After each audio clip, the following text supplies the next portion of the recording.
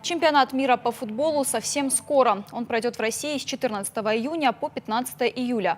Но вот парадокс. Под вопросом участия сборной самой страны-хозяйки. Проблема возникла из-за информатора ВАДА, экс-главы Московской антидопинговой лаборатории Григория Родченкова.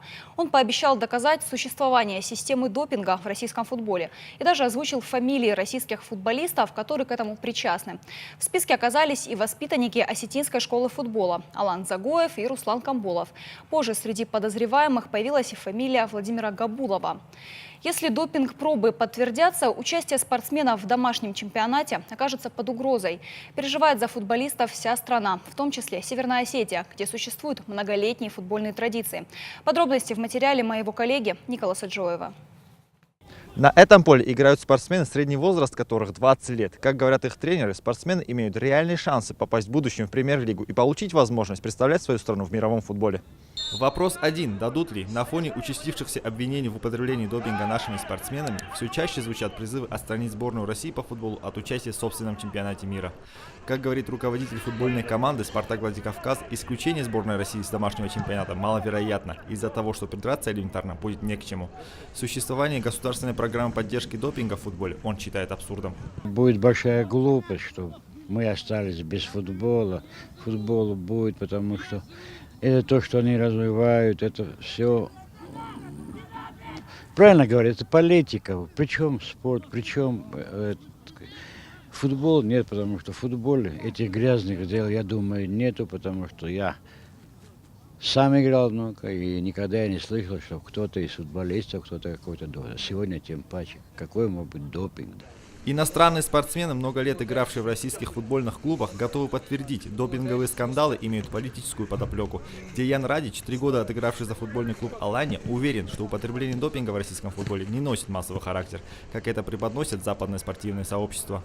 Я был профессиональным спортсменом очень долгие годы и до сих пор я в спорте, так что, понимая психологию спортсменов, я не думаю, что в таком масштабном количестве они могут заняться допингом. Значит, это если есть случаи, то очень маленькое количество спортсменов, а как бы тогда и думаю, что политика свое дело сделала в этом вопросе, и как бы чемпионат мира у нас очень близко, так что, наверное, эта возможность существует и на нем, хотя я уверен, что футболисты сборной России не употребляют ничего, так что проблем вот в этом не будет.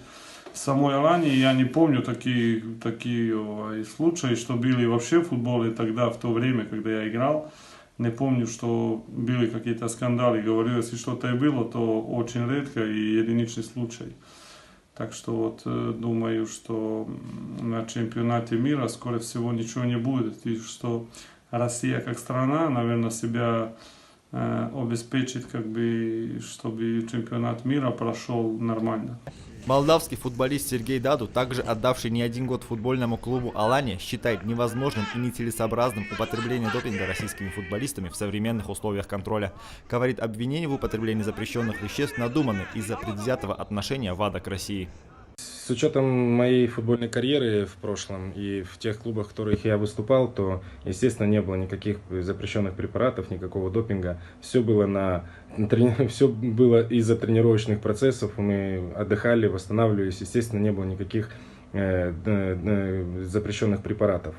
Что касаемо нападок на сборную России по футболу в качестве допинг-тестов, то, скорее всего, это было ожидаемо после того, что случилось с сборной России перед Олимпиадой. Но я думаю, что западные СМИ и западные страны, которые,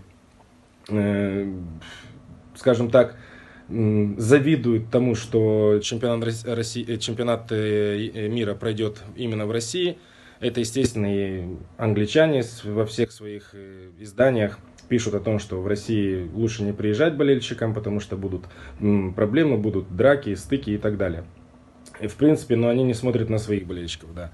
Вот, поэтому я думаю, что нам нужно готовиться к чемпионату мира, болеть за сборную России. И я уверен, что он пройдет на очень высоком уровне. Что касаемо игроков, желаем им удачи и как можно удачнее выступить на домашнем чемпионате мира. Опыт последних Олимпиад показывает, что в Международном олимпийском комитете больше нет олимпийского духа, а в спорте теперь больше политики, чем собственно спорта. Чемпионат мира по футболу – испытание для спортивных функционеров на прочность и объективность. Устоит ли ФИФА под натиском ВАДА? Вопрос. Под вопросом и будущее российского футбола на международной арене. Николас Джуев, Хетак Гапоев, Новости Осетии.